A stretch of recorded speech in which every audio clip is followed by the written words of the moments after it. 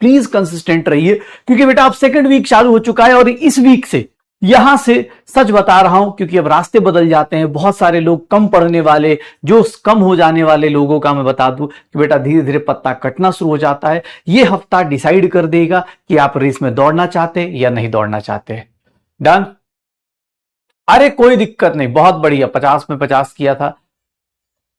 हाँ, किसी को भी लगता है कमेंट में, हाँ विपिन सर ने भी शायद कुछ सक्सेस प्लानर कुछ करके दिया है, जो भी तुम्हें लगता है मेरे से पूछो भाई, जो तुम्हें लगता है। मैं तो तुम लोगों के पास अब तो मतलब मैं तो एक छोटी सी डायरी रखता था, छोटी वाली एक आती है ना, छोटी वाली से, ठीक है, उस पे लिखता था मैं डेली, उस पे लास्ट में कमेंट भी करता था अपने बारे में कि मैं कितना अच्छे से यूटिलाइज किया।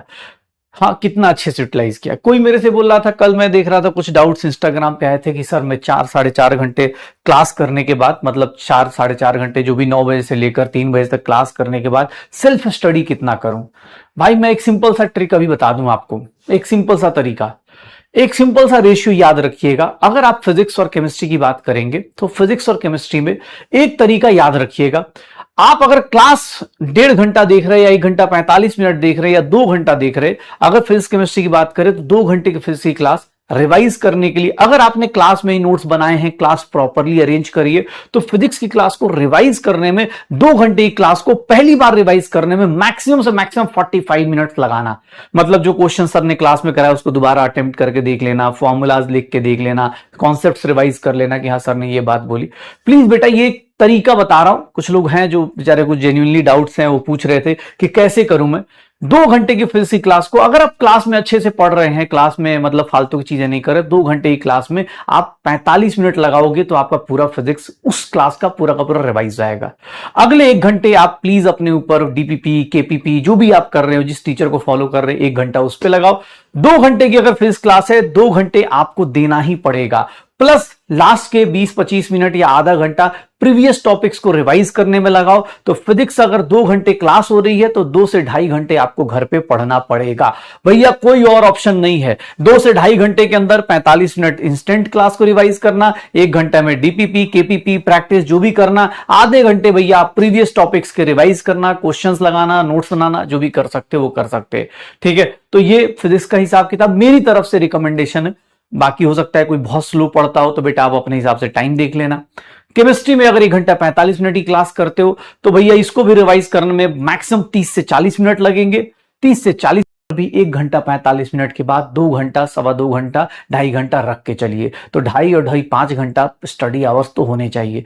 बॉटनी जूलॉजी थोड़ा रिवाइज करना आसान होता है, तो मैं उसमें बोलूंगा कि 2 घंटे की क्लास हो रही है, 2 घंटा बहुत है, तो भाई 6 घंटे की क्लास, 6 घंटा कम से कम आपको स्टडी देना पड़ेगा, सेल्फ स्टडी करना पड़ेगा, सेल्फ स्टडी करना पड़ेगा।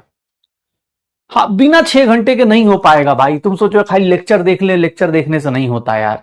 मैं तुमको लेक्चर इतना सारा देख के चुकी हो, प्लीज बेटा ये चीज मिथ हटा दो। 6 घंटे अगर आप क्लास कर रहे हो तो 6 आवर्स कम से कम आपको पढ़ना पड़ेगा। फिजिक्स केमिस्ट्री का मैंने रेशियो बता दिया। बॉटनी जूलॉजी आप अपने हिसाब से, जिसकी जैसी स्पीड हो, कुछ लोगों का 11th 12th में ही बॉटनी जूलॉजी अच्छा होता है तो और जल्दी कर सकते हैं, तो वो जल्दी कर लेंगे। ठीक है, डीपीपी में टाइम लगता है।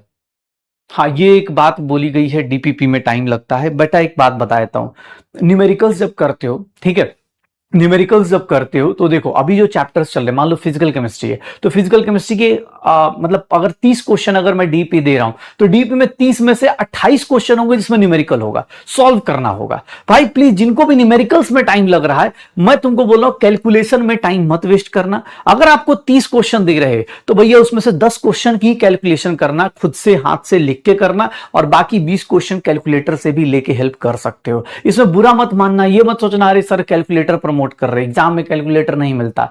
बेटा एग्जाम में ना 45 क्वेश्चन में 5 से 10 क्वेश्चन ऐसे होंगे जिसमें कैलकुलेशन बहुत हेवी करनी होगी, 5 क्वेश्चन हेवी वाले, 5 क्वेश्चन इजी वाले। तो बेटा जो भी ऐसा सोच रहे, आप घर पे कैलकुलेशन पे ज्यादा मेहनत मत करो, आप कॉन्सेप्ट पे ज्यादा फोकस करो, कॉन्सेप्ट के एप्लीकेशन पे ज्यादा फोकस करो। कैलकुलेशन के लिए बेटा अगर हो सके तो कैलकुलेटर यूज कर लो, कोई दिक्कत नहीं आएगी। हाँ कैलकुलेटर, अब एक बात बताओ, अब मैं जेईई मेंस के क्वेश्चन लेके आया हूं तुम्हारे लिए, अब मैं ये क्वेश्चन मान लो होमवर्क दे दूं या मैं अभी तुम्हें अलग अलग सीरीज कराऊं, तो उसमें बेटा मान लो जेई मेंस में, जैसे मूल कॉन्सेप्ट में जेई मेंस में मेरे पास जो मैंने अभी प्लान किया कि अभी कुछ चीजें लेके आऊंगा, तो मान लो 135 क्वेश्चन है, 135 क्वेश्चन का कैलकुलेशन करते करते मैं भी फ्रस्ट्रेट हो जाऊंगा भाई। कैलकुलेशन में टाइम नहीं दे सकता, मैं आपको कॉन्सेप्ट सिखा सकता हूं, कैलकुलेशन बेटा 135 थोड़ी ना आएगी, हर दिन उतनी गंदी कैलकुलेशन नहीं आती। तो प्लीज बेटा यूज कैलकुलेटर, इसमें बुरा मत मानना कि अरे सर कैलकुलेटर बोल रहे, कैलकुलेटर यूज कर सकते